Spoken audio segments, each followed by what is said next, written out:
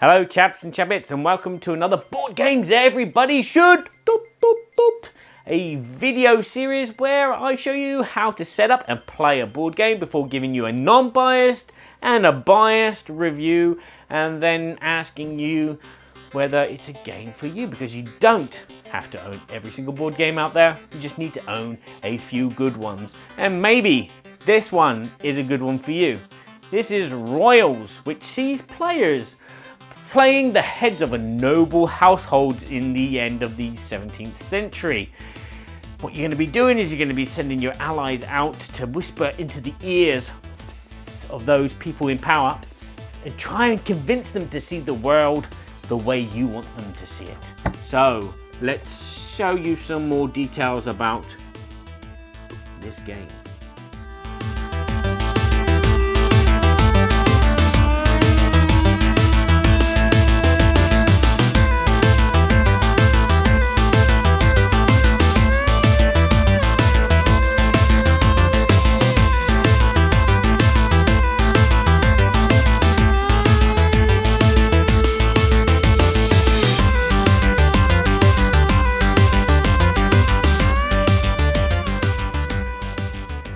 First, you're going to need to place the board into the middle of the table. Next, you'll need to populate the board with all the point tokens. There are the city bonus markers, which are hexagonal. You match the colours and the numbers with those in the corresponding countries. There are the country bonus markers, which are shield shape. And again, you match those with the colours and the numbers as indicated on the board. There are 3 noble house markers. These are big round purple things, and they have their own space in the sea. And finally, these square markers are the end of round period scoring markers. As you can see, there are 3 different ages, which means that there are 3 different scoring rounds. And finally, you'll need to make these puzzle pieced portraits and place these near the boards. These are the people that you're going to be influencing during the course of the game. There are 2 decks of cards. There is the intrigue cards, which you will shuffle and place face down next to the board. And then there are the country cards. Now, depending on the number of players, you may have to remove some cards. If you're playing with 5 players, you don't remove any cards. But playing with less than 5 players, you will have to remove some cards, and this is indicated in the rules how many cards of each country you need to remove. Once this is done, you'll place 3 of these cards face up in front of everyone, and then you'll place a draw deck next to that. Players will then choose a colour to be and take all of the square cubes of their colour. These are your nobles, these are your assistants, which are going to be sending off to whisper into the ears of those powerful people. Et voila, you are now ready to play. The next thing you're going to need to do is you're going to need to pick a start player to be the player that does the thing first. Yeah, okay. For the first round, the game plays a little different. Each player will be allocated a number of country cards that they can draw on their turn. This is only just for the first round. And again, you'll have to check the rule book to see how many cards are drawn by each player, depending on the number of players. For the first round, players are going to be drawing country cards, and they can draw either from this 3-card pool here or from this draw deck. If you're drawing from the pool, you don't replace until the end of your turn, and the next player starts their turn, and then you replace a card from the draw deck. If you're drawing more than 1 card, you can choose to draw either 2 from the draw deck or 2 from the pool, or 1 of each, up to you. Once all the players have had 1 go each, from the second round onwards, the game remains the same. The action per player is very simple. You get to draw cards, and then afterwards, you may, if you wish, play some cards. And at the end of your turn, you will discard if you have too many cards in your hand, and you will replace any of the cards that have been taken from the middle pool. At the beginning of a player's turn, they can draw cards. Now you have a choice. You can draw 3 country cards, or you can draw 1 country card with 1 intrigue card. As mentioned before, whenever you're drawing country cards, you can draw from the pool or from the draw deck. Cards drawn from the pool cannot be replaced until the end of your turn. Intrigue cards are always drawn from the draw deck. After drawing cards, you have the option to play cards. Now you can play cards to claim a vacant noble or take over an opponent's noble. To claim a vacant noble, you will have to play a number of cards as indicated on the left of the noble's image. And those cards have to match the country that noble is in. So to claim the princess in Dijon, you will have to play 6 blue cards. These cards go into a discard pile. You'll take one of your cubes and you will place it on the princess image on Dijon. If your cube is the first cube in this town, you can claim the city bonus token. You will also place a cube on the princess tile next to the board. You can also transform some cards into a joker.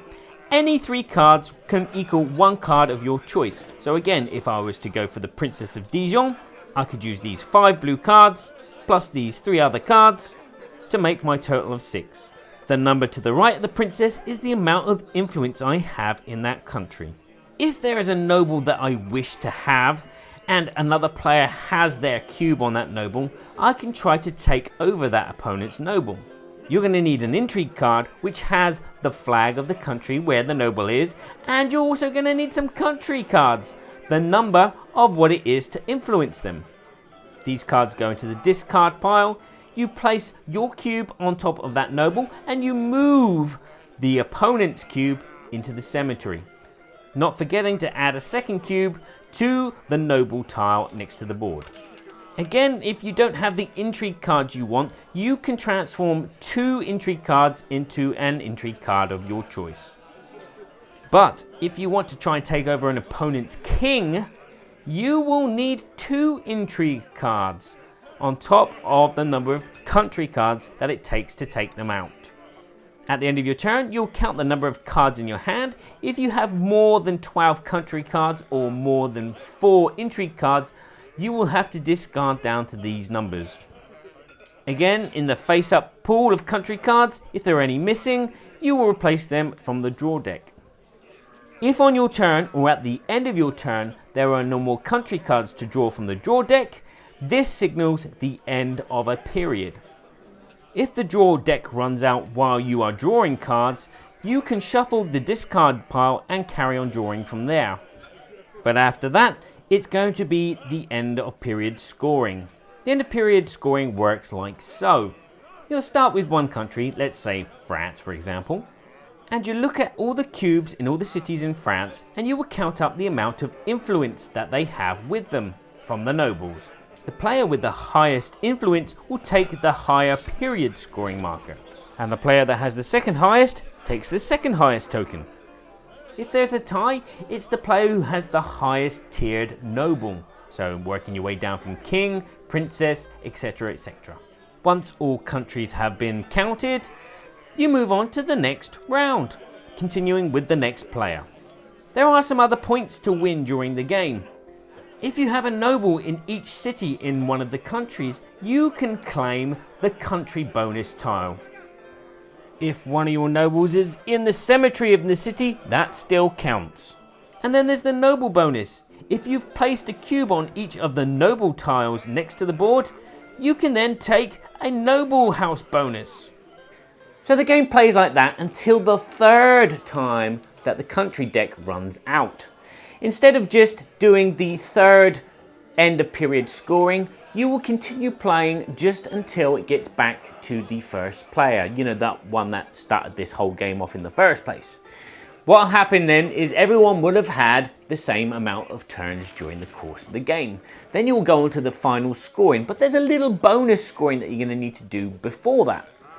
This bonus scoring will happen with all the characters involved in the game. What you'll do is you'll go through them one by one and see who has placed the most influence or has given the most nobles to that person. So for instance, the king here, the white player has placed 2. So what they will do is they will win this tile, which will give them a bonus of 16 points. If there's any equality of any sort, so like 2 white and 2 purple here, this tile gets broken in 2 and then each player will recuperate half of the points. If in any circumstances there are 3 players that tie for a tile, that tile is totally lost and nobody gets it. Then you reveal all the tiles you've collected during the course of the game. This is your final score. You add all these up to see who is the new king. Yes, they replaced Berkey. So to conclude, Royals is a board game that everybody from the 17th century should understand and pick up just like that. This game is a very simple to play game. It resembles very much games like Ticket to Ride and New York 1901, where it is set collecting. You're just picking cards up and you're trying to get a collection of cards to place something on a board. Very, very, very similar. Don't let that put you off though, because this game, although easy for newbies to the hobby, has enough depth in it, which is completely different from the 2 games that I just mentioned. Ticket to Ride, there's 2 scoring mechanisms, when you place trains and when you do your tickets. With New York, there's 3 scoring mechanisms. There are these bonus routes. If you've got the most buildings on, you get points every time you build a building, and then there's like a special card which comes up totally random, which gives you extra points as well. In this, there's 5 ways to score points. So in amongst the simpleness of the gameplay mechanics and just placing cubes onto a board, this game becomes a little bit more thinky, because that's the draw to the replayability of this game. There's these different ways that you can get points. You know, do you want to try and get all the country points first, or do you just want to get the city points as quick as possible by paying 1 card and getting a marshal here and there and everywhere? And then you've got to try and get as much influence in each country so at the end of each period you've got the most points. And then there's the nobles and the king and the queen and everything. You've got to have all those. And then there's the end of game bonus scoring. That it's just mind-blowing, the different roads that you can go down. And obviously this will be different each time you play because of what the other players do. There will be different reflections going on. So one person might just take out all the cities and you go, okay, they're going for dominance in Paris and in France in general, which means that then you've got to then think about another way of what you're going to do. Are you going to get some intrigue cards and try and knock them out, or should you go and concentrate in another corner, or should you just try and concentrate on getting the different heads and putting cubes on all the tiles at the bottom? Lots of different things that you can be thinking about. Again, the game is nicely balanced by the different number of cities in each country, and again, the amount of cards in the country deck differ as well. So it's very hard to try and influence with your nobles in Spain, because there's less Spain cards than there are in France. So playing a devious game of, okay, they've taken that many cards like that, and there's all those kind of strategies that play into account.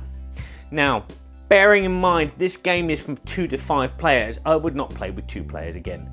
It does not work. It is, how should we say it? When you play with 2 players, it's not until the end of the second era that you're going to start taking those intrigue cards and start trying to knock each other out, because it's just a case of that there's too many spaces on the board.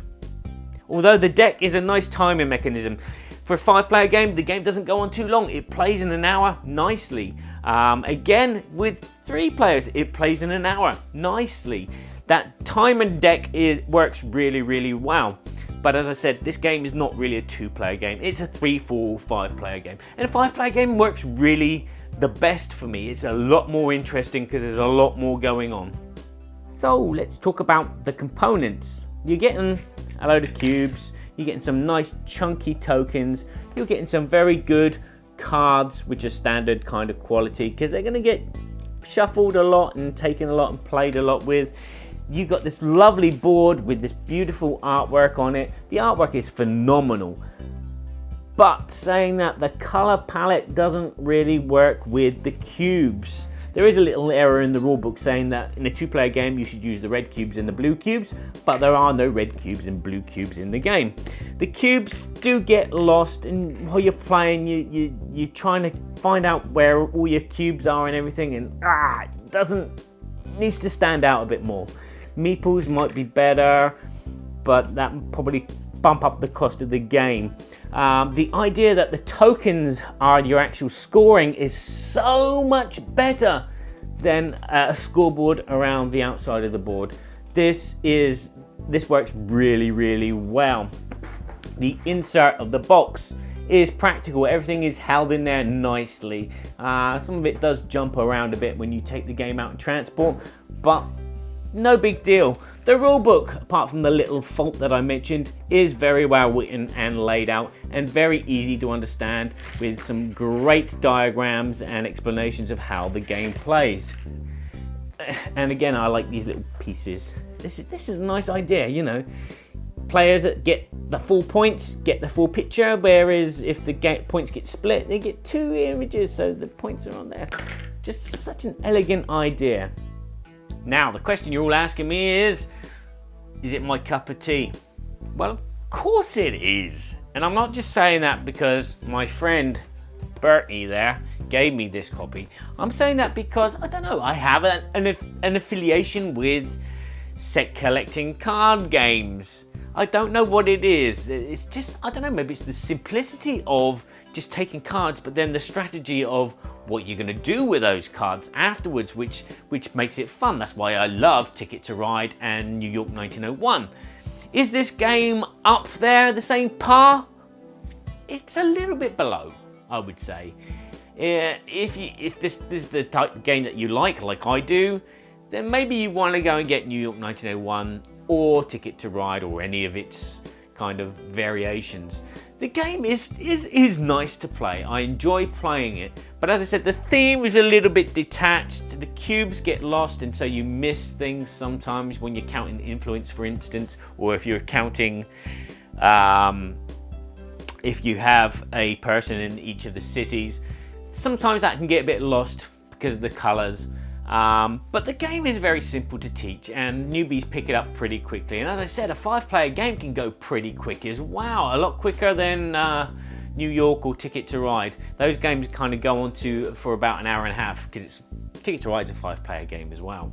But it does fill that nice gap, but it doesn't play a nice 2-player game, whereas the other games do play a nice tight 2-player game. So there you go. A game which I really kind of enjoy, and that is Royals. There you go. But will you enjoy it? I hope that this video has pointed out to you all the pros and cons and all the rules to give you enough information to decide for yourself whether this is one that you should be stacking on your shelf or not. So I'm going to say thank you very much for watching. Go and check out my Patreon. My website is down at the moment, I'm sorry to say, so you can't go there. But you can always go to my Facebook page, Board Games Everybody Should. There's no dots involved in that, I'm afraid. So then again, thanks a lot for watching, and remember, play nice with each other. Please. Please, please, please, please, please. Tea time. Dum do do do. Do do do. Tea time. Dum do do do. Tea time. Just sitting at the table next to Felicia.